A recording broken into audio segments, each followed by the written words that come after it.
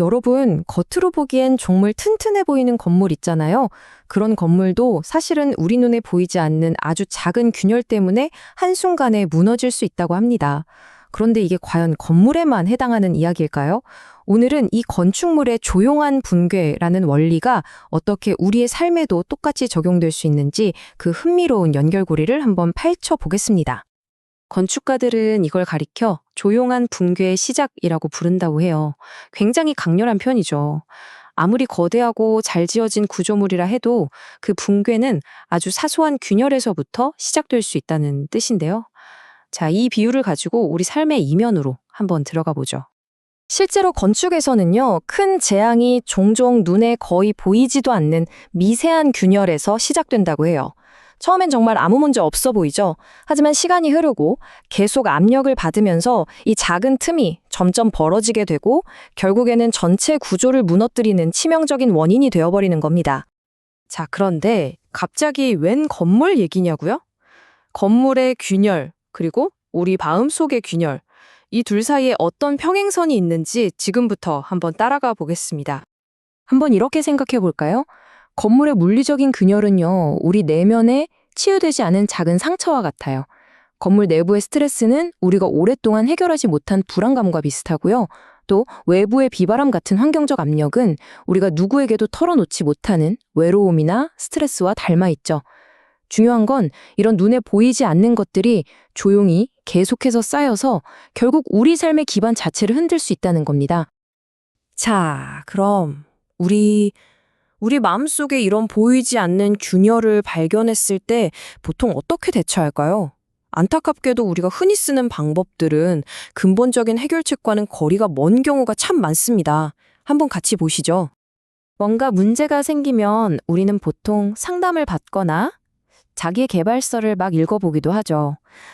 답답하니까 훌쩍 여행을 떠나기도 하고요. 맛있는 음식을 먹고 친구들과 어울리면서 잠시 잊어보려고도 합니다. 물론 이런 것들이 잠시나마 위안을 줄 수는 있지만 대부분 문제의 근본적인 원인을 건드리지는 못해요. 그러니까 이게 다 뭐냐면요. 문제의 뿌리는 그냥 그대로 놔두고 겉으로 드러난 증상만 어떻게든 해보려는 거랑 똑같아요. 진짜 원인은 그대로인데 겉만 치료하려고 하니까 당연히 근본적인 회복은 어려울 수밖에 없는 거죠. 이 비유를 보면 딱 감이 오실 거예요. 생각해 보세요. 머리가 너무너무 아파서 병원에 갔는데 의사가 글쎄 발목에 붕대를 꽉 감아줘요. 정말 황당하죠? 하지만 어쩌면 우리도 내면의 문제와는 전혀 상관없는 엉뚱한 해결책에 매달리면서 이런 실수를 반복하고 있는지도 모릅니다. 자, 그럼 잘못된 방법 말고요. 진짜 해결책은 대체 어디에 있을까요? 이제부터는 단순히 균열을 땜질하는 걸 넘어서 아예 기초부터 삶을 다시 세우는 방법에 대해 이야기해볼까 합니다. 오늘 이 분석의 바탕이 된 자료를 보면요. 해결책은 금간대를 메우는 게 아니라고 딱 잘라 말합니다. 그게 아니라 하나님의 말씀이라는 새로운 설계도를 가지고 삶의 기초 자체를 아예 다시 지어야 한다는 거죠.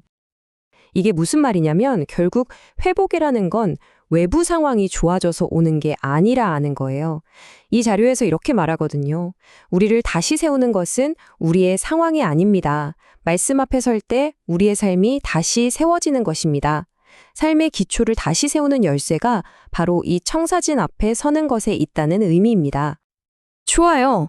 그럼 이 청사진이라는 게 대체 어떻게 우리 삶을 재건한다는 걸까요? 구체적으로 3가지 핵심 단계가 있는데요. 하나씩 한번 뜯어보겠습니다.